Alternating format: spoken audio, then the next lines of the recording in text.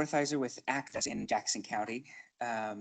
It's a question. There are a bunch of people in the room who probably have experience with this, and something that I was just talking about.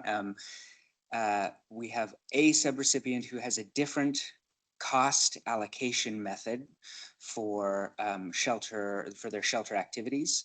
They utilize a method where, rather than splitting up a transaction for lawn care across the 3 different grants that they're operating under, they have taken the whole of lawn care and said, well, that makes up part of the 40% of the costs that these beds make up.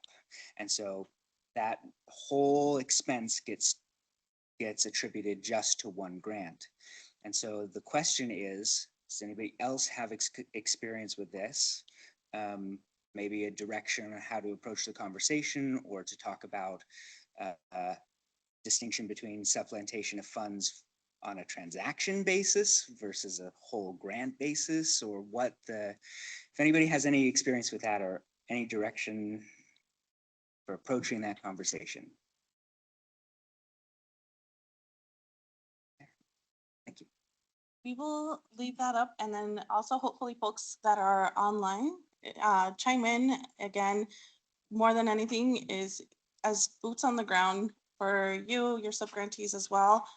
We are wanting to learn from you, and also what ways that we always can improve on things. And so appreciate the question. And now I will pass it on to Philip so we can get started. And just give me a moment and I'll pull slides right up.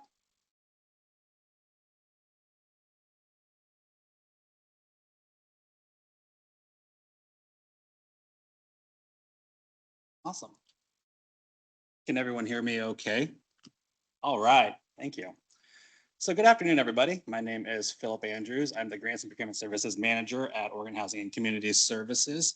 I've been with the state for almost 13 years in public procurement. Started with ODOT, worked a lot of federally funded contracts with construction and A&E. Went to Secretary of State's office for about 6 years. Thought it'd be fun to replace an election system in 2020 under contract. Lots of scrutiny, tough times. But now here at Housing, I've been here for about 2.5 years now, and really excited to impart on you some of the common themes that I feel like have just kind of stuck with my career for these last 13 years, in terms of things that are most commonly missed and that might be low-hanging fruits, in terms of just being able to address these and keep these top of mind to make the award process with our agency as easy as possible. And just some tips and tricks when you're administering your grants and your contracts. All right, so first slide here, I'm talking about the awards and working with us at OHCS to get your grant or your contract signed. So here are the 3 most common things that I see that are likely to slow down that process and make the award process slower than it has to be. The first one, I don't think that this is so much of an issue at this agency, but just in case for any of you out there, Oregon Secretary of State Business Registry, any contract that we issue through the state above $10,000, we check the Oregon Business Registry lookup tool just to make sure, hey, who we're doing business with, are you registered? If you're not, we reach out and ask, hey, are you exempt? Do you need to get registered? And that can slow down the process unnecessarily. So just proactively, if you're thinking about doing business with the state, I mean, all you here have. So, but with any contractors that you may be working with, this is another thing that we keep in mind with our public funds. Okay, sam.gov.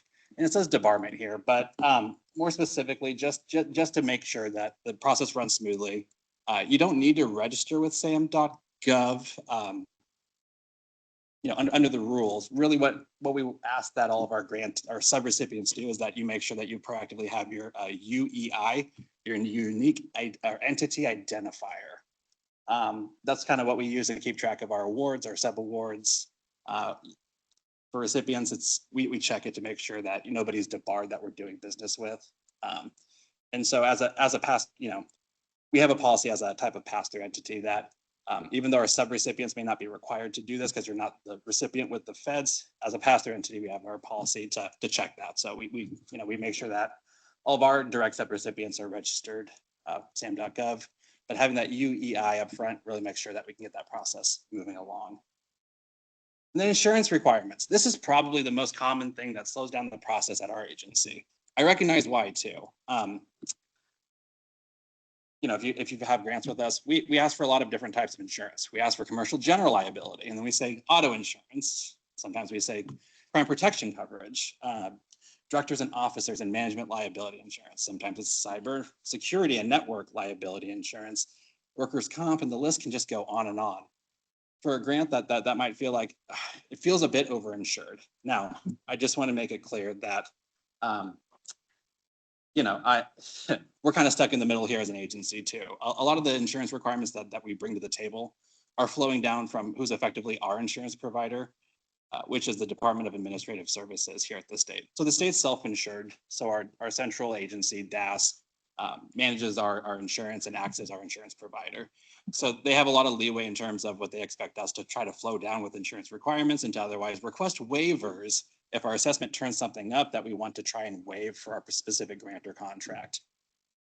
If you've ever been a part of an insurance slowdown with your grant agreement, you probably know what I'm talking about. If you don't, then good on you. You've really dodged a bullet there, because it can be rather frustrating to navigate.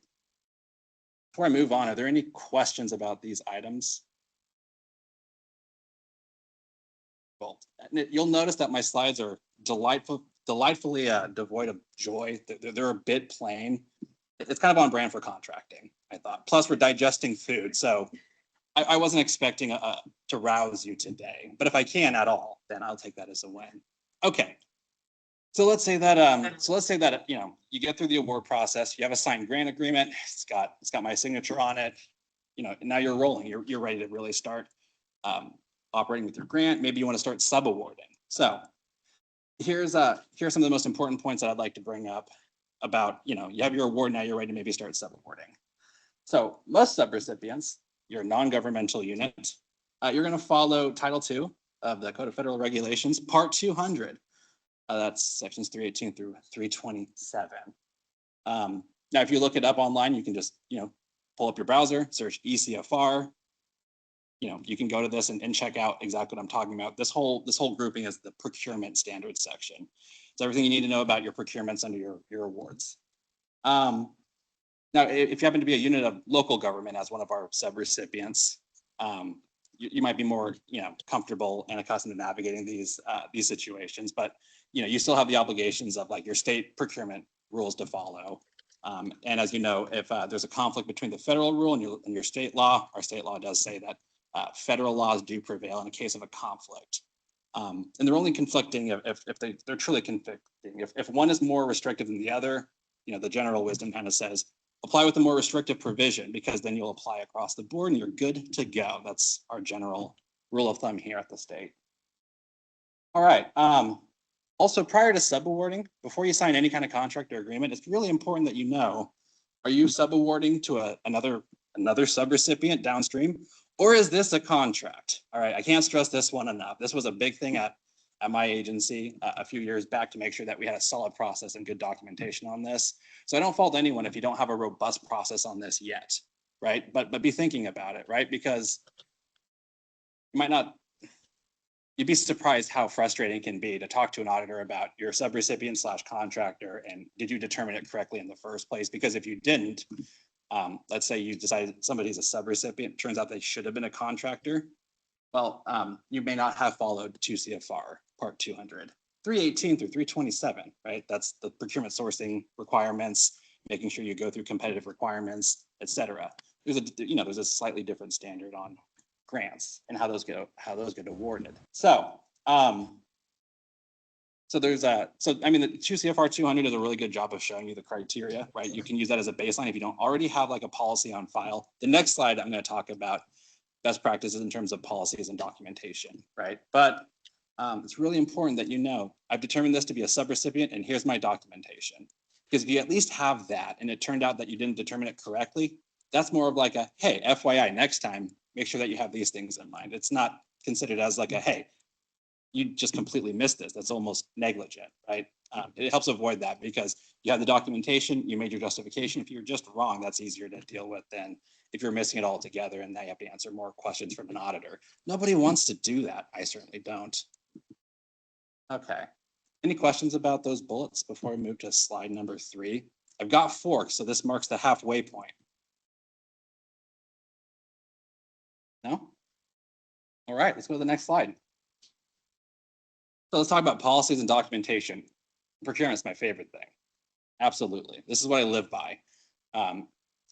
Document, document, document. It doesn't exist if it's not in writing. All those types of cliches. So first and foremost, just make sure you've established and maintained like some really clear written standards of conduct. And kind of what I'm talking about there are like conflict of interest policies, right? So when you're going to subaward to like a contractor, it's really important that there's no actual conflict of interest in that subaward. We have conflicts of interest arrive, trouble can ensue. We want to make sure that nobody personally stands to privately financially benefit from a public transaction. That's really what that gets to. And so, yeah, keep documentation in a manner that kind of sufficiently details your sourcing process and all the procurement documentation that's kind of relevant within that Code of Federal Regulations that I laid out there. So what that is like your sourcing methods. There's a few different categories, right? You got your informal, formal, and sole source. Those are the three buckets.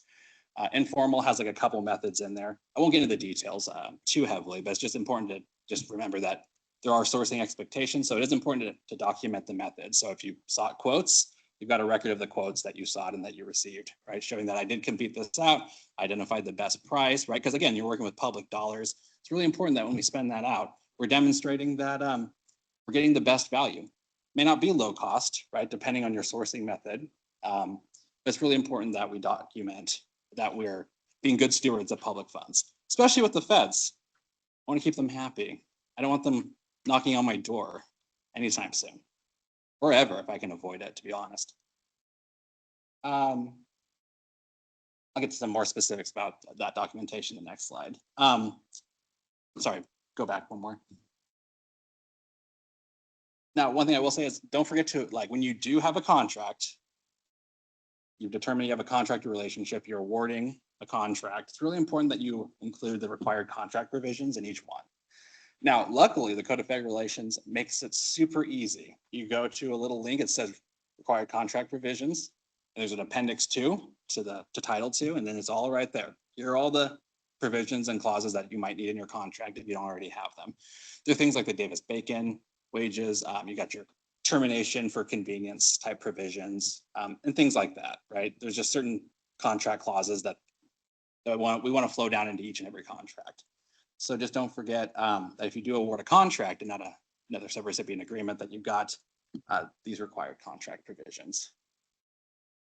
Okay, questions about that? I got one more slide after this, so it's not the end of the opportunity for questions. Although at this rate, I'm suspecting I'm not going to get any questions. Okay. All right, here we go. So if you can take nothing away today, take this away. Just take these things away. All right. So common pitfalls is treating subrecipients like contractors, right? Because again, awarding a grant agreement, a subrecipient agreement is generally easier than awarding a contract. And so, you don't want to start treating a subrecipient like a contractor. It may appear to an auditor that, hey, you avoided competitive requirements, called it a subrecipient agreement, but it's actually a contract, and that's not okay. There's different criteria about how you determine that subrecipient and contractor relationship, and like substantial involvement and like in the business that's actually happening is like one thing that is an indicator where, again, any one indicator doesn't say that's definitely what it is. It's unfortunately this exercise where you kind of have to list it all out, like in a vision board format, and then you kind of have to vibe your way through it more or less. It can be rather frustrating, especially when you're kind of there on the cusp. You have like this cooperative type contract where you're like, it's kind of a grant, it's kind of a contract. We're kind of doing this thing together. I don't know. It can be difficult sometimes. It's not always super clear cut, right? And so even more so in those scenarios, it's very important to have this documented in your files, because if a question does come up, why is this a subrecipient agreement? I get it. Here's our work. If you just show your work when that question pops up, you're already in a great position, right? So yeah, don't treat subrecipients like contractors, right? Contractors are there to perform services or to provide goods, typically for the benefit of you, so you can kind of continue carrying out your program and your grant agreement. And subrecipients are more like partners who then extend out and help continue carrying out the program goals and outcomes together. So The next one is, this is a big one, missing, like it's just not there, or it's a very insufficient sole source justification. So sole source, that's we didn't compete this out. We went directly to one provider and I did it with public funds. Yeah, I don't like that. Again, these are public dollars. And so we want to be as impartial as we possibly can. We want to provide opportunity for the most qualified contractors to compete for these contracts. So when you're in a sole source, again, there are justification and requirements before you make your determination. And it's supposed to be hard. Like, it's not supposed to be easy. Yes, direct awarding is easy. It's the easiest thing ever. It's you get a contract and then you're done, right? So if you're going to just do that, all right, then you need to fill out the forms. You need to fill out the justification. You need to show us how this is the only provider, or that you did go through a formal process and you got no bids. Or maybe you just got the one bid from the one provider and now you're doing a sole source justification. Like, again, it's missing or just woefully insufficient justifications on a sole source are, I think, the most common pitfall. Really anywhere in procurement. It could be local, it could be state, it could be anywhere. You hear about, you might hear about no bid contracts. That's sole source, right? Direct to point, that's sole source under that federal apparatus, right? So anytime that you just go straight to the source without competing out, hey, justify it. You need to have good reasoning. And that's all kind of neatly outlined in 2 CFR Part 200. Okay, another one is the missing cost analysis and or price analysis on any procurements exceeding the simplified acquisition threshold. Okay, so what the cost analysis versus price analysis, just to really paint the picture. So we have thresholds in terms of, okay, you can do a simple acquisition process or you have to do a formal competitive bid or proposal process, right?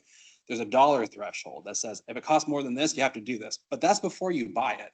So how do you know it's going to what your estimate is? That estimate, that's the cost analysis is kind of talking about. When you prepare an estimate, there's some kind of cost analysis. What informed your cost? How did you really paint that picture? And how do you know that your estimate is accurate? You're not just spitballing a number and just trying to tuck it under a simpler threshold.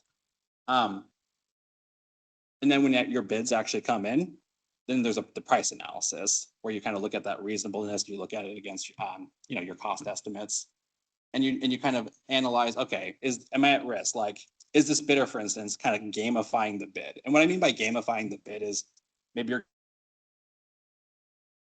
bid procurement, you got your bid schedule with all your different items, and yeah, they have the lowest bid, but there are certain line items that maybe are high risk for change orders later. And by change orders, I mean, we're gonna need more quantity of these things. And if they overprice those items, you might realize, oh, maybe they're trying to gamify my bid a little bit. Like change order later, knowing that I didn't ask for enough, they know I'm going to need more. Maybe they know it and I don't know it. And it becomes like a whole game theory scenario. Don't worry too much about that. The feds just want to make sure you're doing a price analysis on the bids you receive for reasonableness and that there's no bid rigging kind of occurring. All right, next one is the unauthorized use of preferences. So especially when you're working with federal dollars, if like we want to be able to, I mean, yes, we want to do business with local businesses, but with federal dollars, they don't want geographic preferences because these are federal dollars that are kind of swept from all over the place. So, you can add like small businesses, certified businesses to like your solicitation list, but a preference would say, hey, if you're local, I'm going to take $5 off your bid just for evaluation purposes to give you an advantage. Like those are the types of things that are a no-go. So like an unauthorized use of a preference is something that can happen a lot. And you might not even realize that you're creating a preference in your evaluation criteria. So just kind of pay close attention to how are we awarding this out? And is there anything in here that is definitely a preference or anything that could be construed as a preference? Because again, I'm all about, hey, somebody might ask you a question and come knocking on your door later. If you can avoid that's always a good time. Okay, the last one is just that this happens, missing or just ignoring the Buy America preference. And when I say ignore, I mean like it's in your contract and your language in there, but there was no enforcement.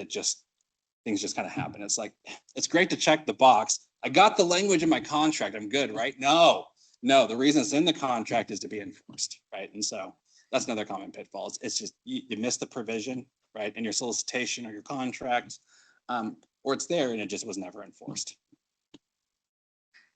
So with that, that's actually all I kind of had prepared for us today. It's getting the award with us. It's sub-awarding yourself. It's being prepared with documentation and policies and the common pitfalls. So I thank you for listening to me for 20 minutes. We have a little bit of time. So are there any questions? I'm not expecting any because it's procurement, it's contracts, but I would welcome any.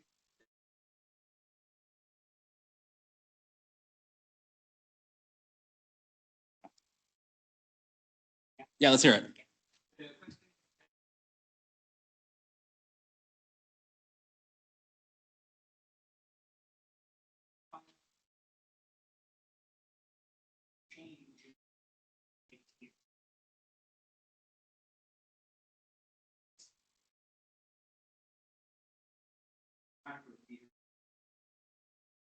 Or the circumstances around that change.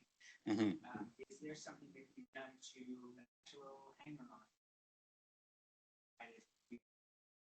That's something that just an email. Is there? Great question. I'm going to repeat it. Yeah. So the question was effectively, so when we need to do like a competitive solicitation, we need to get it approved by, by OHCS. How do we navigate that when it's an item that's price fluctuates very quickly and it's subject to change, right? I'm not aware of our process for that. And so I'll need to check with my program to see like, hey, are you guys looking at stuff and approving these things like without me, because that might be happening. They might be doing it under program oversight. So I'll ask them about it. Like, hey, what's your process for that? What does that look like? Like, what do we consider? Are there options to expedite? And especially in situations where you're doing what I call in a spot buying industry. Hey, this item's on sale, buy it now. Like, otherwise it's going to go up. It's like supply fluctuates on a weekly basis. Fuel is a big one, right? Where you're trying to buy fuel. It's like, I don't know what's going to cost tomorrow. I don't even know what's going to cost this afternoon. So yeah, I'll talk with my program partners about what they have for any kind of like procurement and solicitation authorizations with our subrecipients. It's a great question. Thank you. Sorry, I didn't have a direct answer for you. What else? I love questions. I was hoping it would be more dialogue, but I also feared it just might be me monologuing more or less.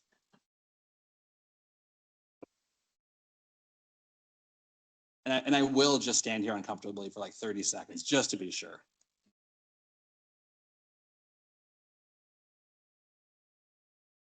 Have anyone on the internet with a question?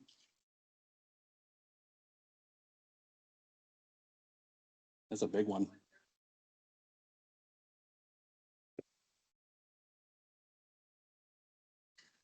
Thank you. I appreciate that. Wowza. All right. Like I said, it's after lunch. The food's still digesting. Mine certainly is. So this is me at my sleepiest.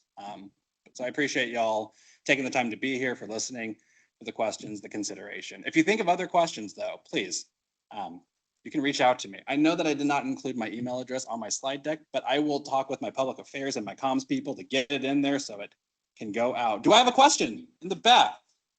Let's do it.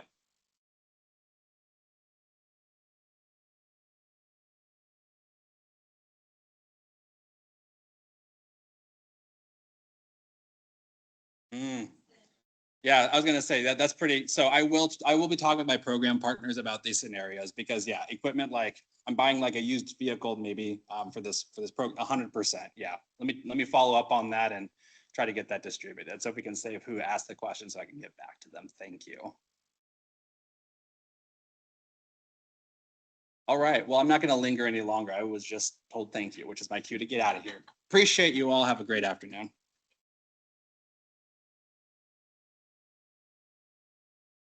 All right, and fortunately, we are on schedule, so that is a good thing.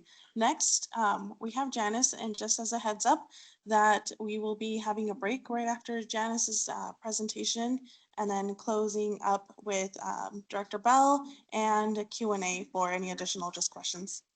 And I don't know if I missed anything back there that needed to be said. And then folks online, thank you so much for continuing to put, if you, whether can hear us or if there's anything, we are trying to keep up and make sure that things work as best as we can. But without further ado, Janice. Do you have my presentation that you can share? Can you trade places with me? I'll.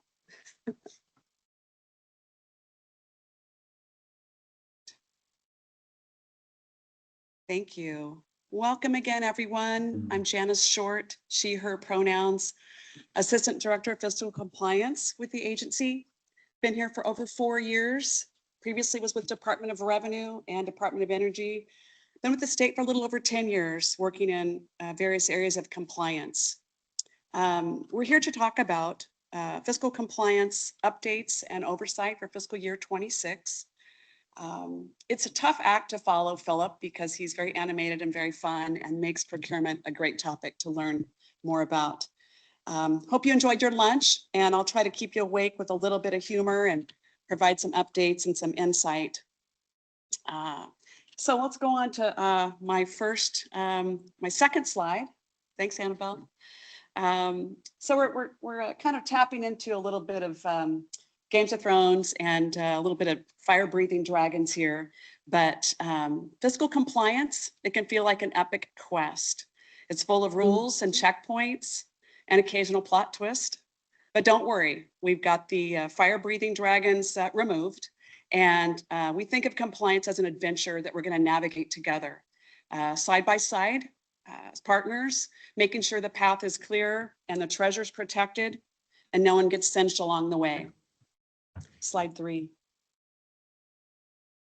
We're going to be talking about the proposed 2 CFR 200 changes. I'm going to touch on that just a little bit. We're going to talk about subrecipient oversight. We're going to be talking about grant contracts and program guidance, and we'll be talking about Secretary of State annual audits. I'm going to start with this, the fact that the proposed 2 CFR 200 changes, they are a huge spotlight right now. We're focused on stronger subrecipient oversight, clearer grant contracts, and program guidance. And we have the ever watchful Secretary of State conducting annual audits.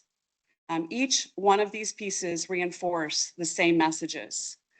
We're partners with you in fiscal compliance, program compliance. We're working together with you to stay aligned, prepared, and audit ready. Slide 4. Why these changes matter. Actually, I think I'm ahead one. Wait, go back one. There we go. Thank you. Perfect.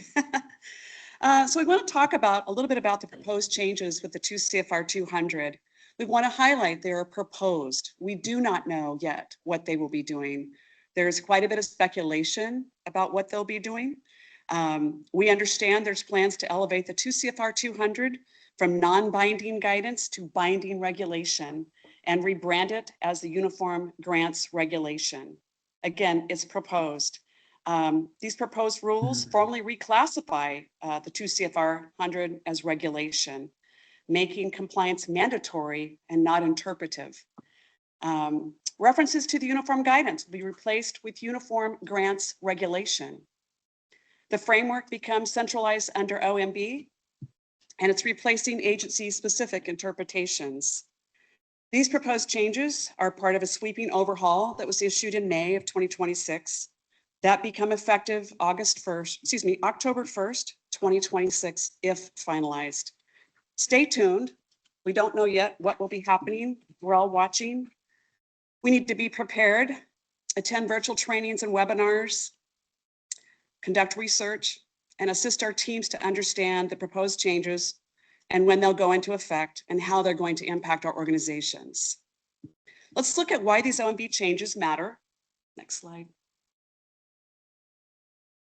The reason these changes matter, there's so many reasons we could go into here, but there will be increased documentation requirements, less flexibility for agencies and recipients. There'll be consolidated oversight, more consistency, and more scrutiny. The countdown to October 1st, 2026 is on. Keep in mind, these are proposed changes at this time and no changes have been made yet. So stay on course with what you know.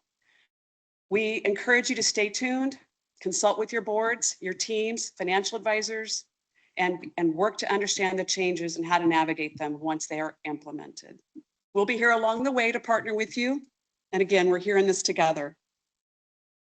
I also want to add that this is a friendly reminder. Procrastination is not a good compliance strategy. So let's be prepared together. Let's communicate, let's stay in focus and navigate through all the questions that we will all have together. Navigating these changes is a bit like steering a ship through new waters. The waves are getting taller. There's more documentation, there's less flexibility, and tighter, more centralized oversight. And the current is picking up as we move forward towards October 1st.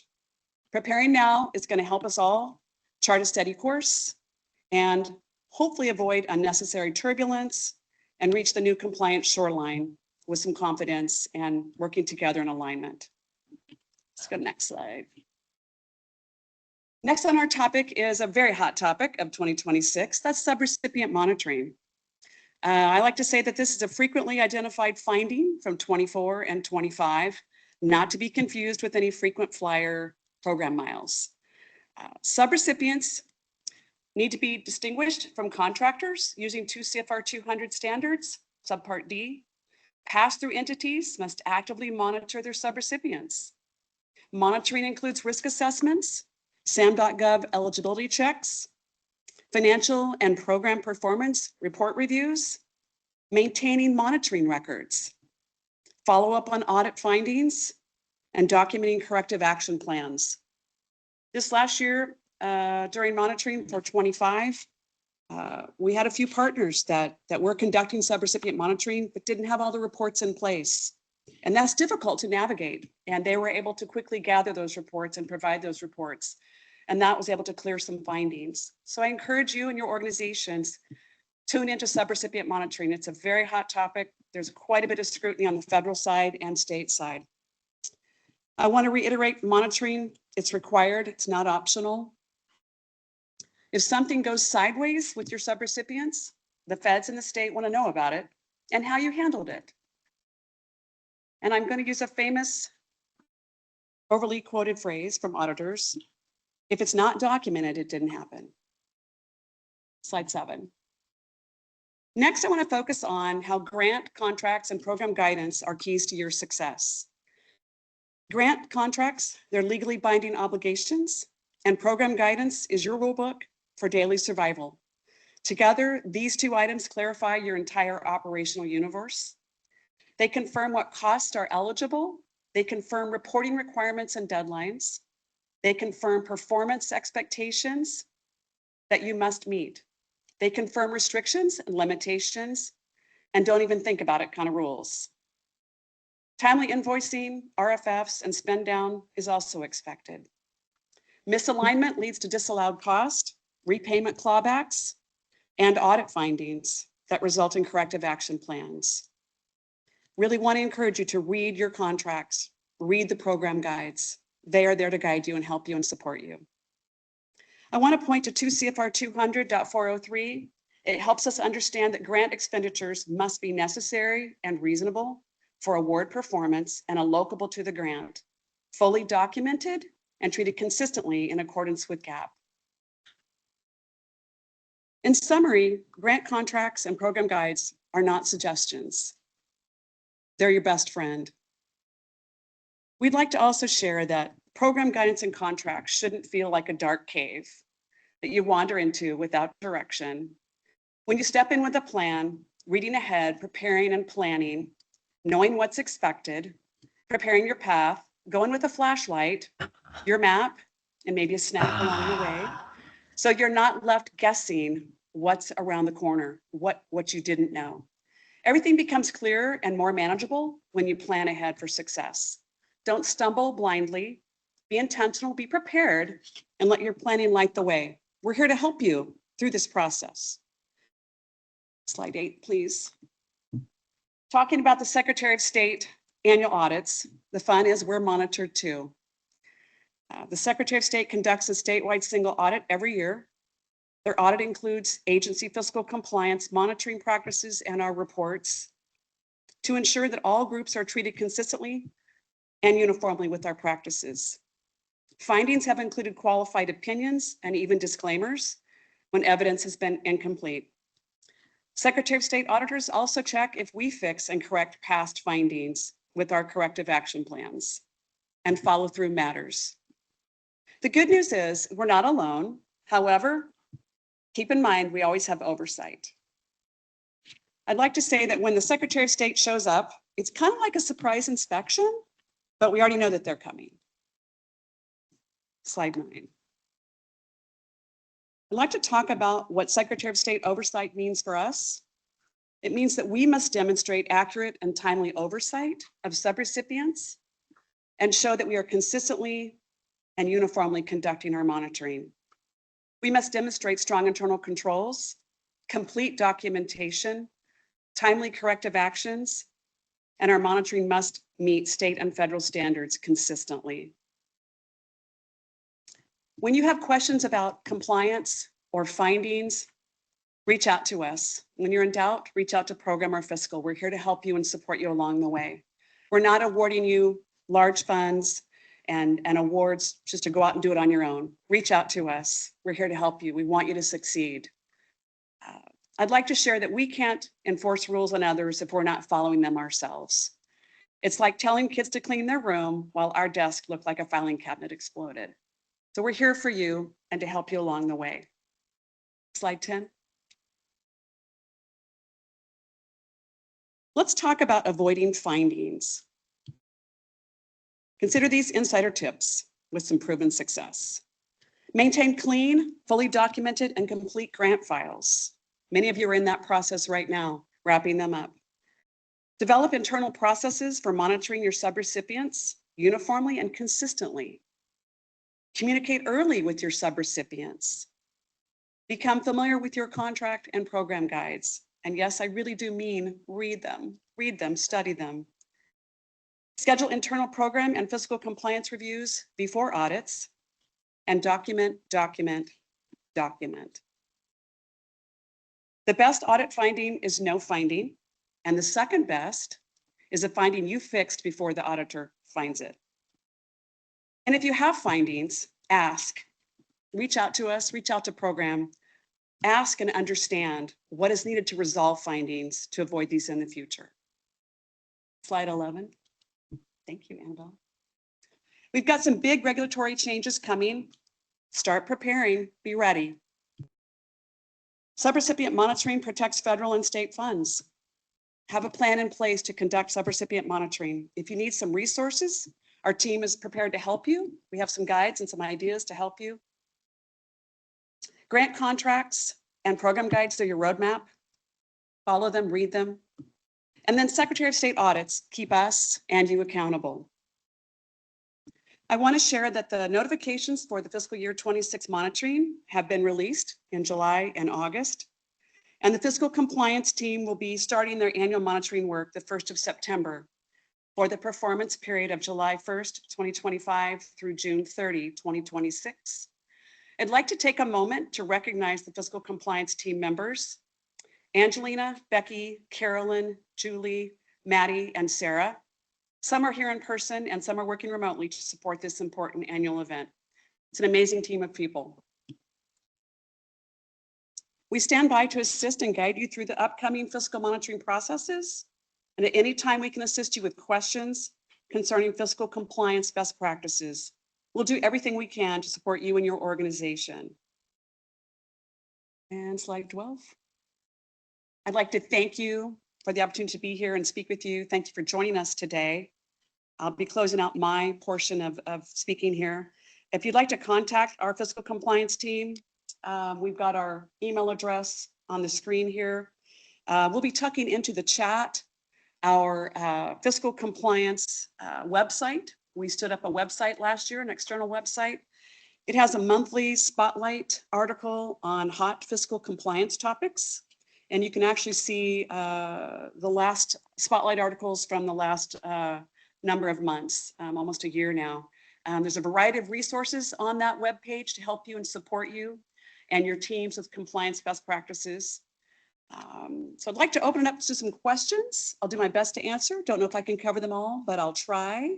Any questions on fiscal compliance, the processes we may have for you, anything I can touch on there, I'm happy to.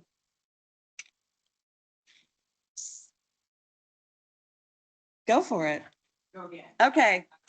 If we, October 1st, it's a truncated timeline where activities prior to October 1st operate previous going before and then after it's say that it some people are concerned about.